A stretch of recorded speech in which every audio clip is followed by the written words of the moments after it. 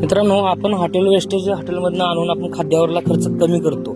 त्याच पद्धतीत आपल्या गावामध्ये जे काही असं कार्यक्रम असेल, त्यामध्ये समजा भात राहिलेला असेल किंवा ह्या ठिकाणी बघू शकता तुम्ही अशी भाकरी राहिलेली असेल, या ठिकाणी एखादा कार्यक्रम असेल तर त्या ठिकाणी आपण ते टाकून देतात.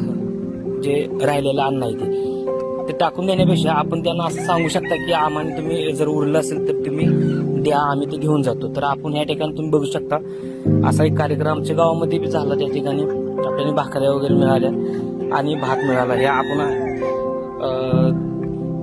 या ठिकाणी भात आणून टाकलेला आहे. तुम्ही बघू शकता कोंबड्या भात किती आवडीने खाते ते. आणि या ठिकाणी अशी भाकरी पण आहे. तर भाकरी जी आहे ती आपण अशी पाण्यामध्ये भिजत घातलेली आहे.